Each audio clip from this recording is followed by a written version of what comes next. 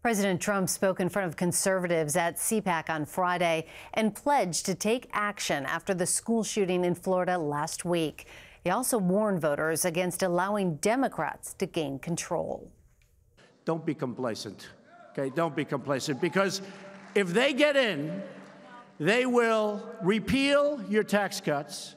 They will put judges in that you wouldn't believe. They'll take away your Second Amendment, which we will never allow to happen. They'll take away your Second Amendment. This week, I had the honor of meeting with students from Marjorie Stoneman Douglas High School, with families who have lost their children in prior shootings, great families, great people, with members of the local community right here in Washington, D.C. Our whole nation was moved by their strength and by their courage. We listened to their heart-wrenching stories, asked them for ideas, and pledged to them. And I can speak for all of the senators and congressmen and congresswomen, all of the people in this room that are involved in this decision, that we will act. We will do something. We will act. Washington Post congressional reporter Sean Sullivan is in Washington. Sean, the president says he wants to do something, but he also is trying to placate his base. Do lawmakers know where the president stands on legislation at this point?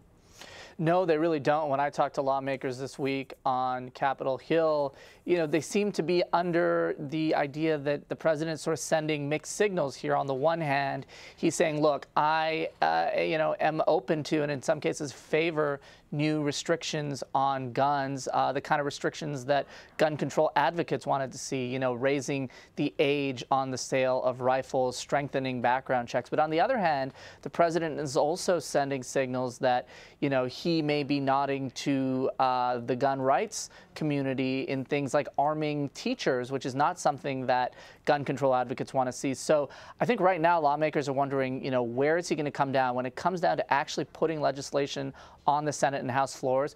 What kind of bill is he going to sign? And I think they're still kind of left wondering and still left trying to make sense of what the president is saying in total here. Sean, meanwhile, Florida Governor Rick Scott, who is a Republican, announced a gun safety plan, which includes requiring raising the minimum age to buy a gun, banning bump stocks, and increased funding for mental health issues. Are we seeing a turning point in the GOP? Yeah, we may be. I mean, earlier this week, we saw Marco Rubio, who is somebody, another Republican from Florida, who has also in the past been pretty loyal to the gun rights movement. He offered some new ground to gun control advocates, and now we're seeing Rick Scott do it.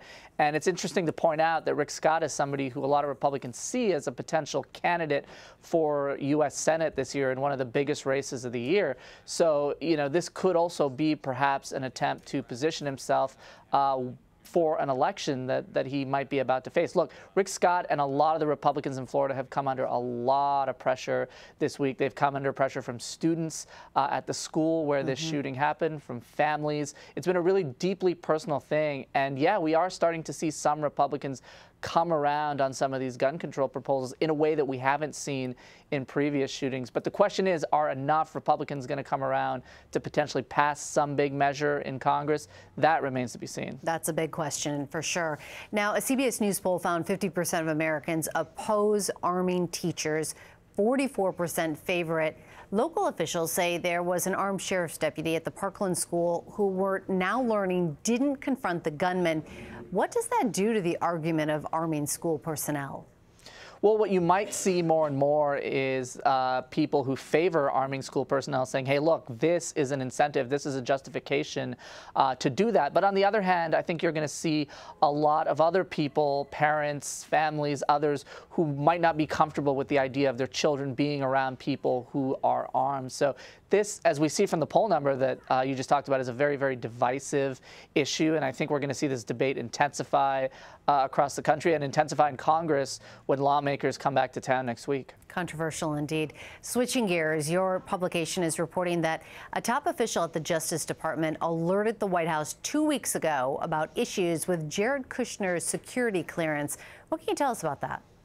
Well, it's interesting. The report from my colleagues, which is coming out in the last few hours here is interesting for a number of reasons. The most notable of which is it now raises questions about whether and how long Jared Kushner will be able to get access to some of the, very, very sensitive security information that senior White House and administration officials are able to get. If he's not able to get this clearance, and we don't, know the full details or the full picture of why this is being held up, but if he's not able to get this, it raises the question of how long he's going to be able, or whether he's going to be able to get access to this information that, again, is pretty sensitive and is usually limited to a small circle of people who have, undergone these clearances.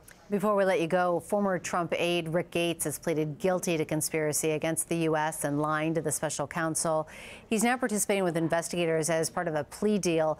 What does this plea tell us about where the Russia investigation stands?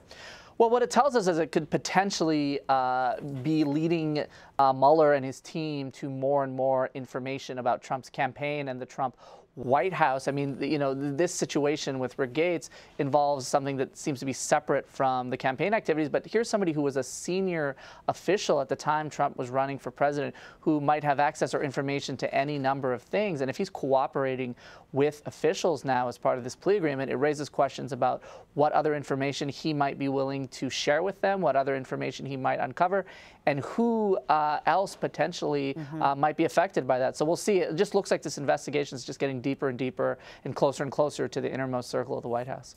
All right, Sean Sullivan in Washington, thank you. Thanks.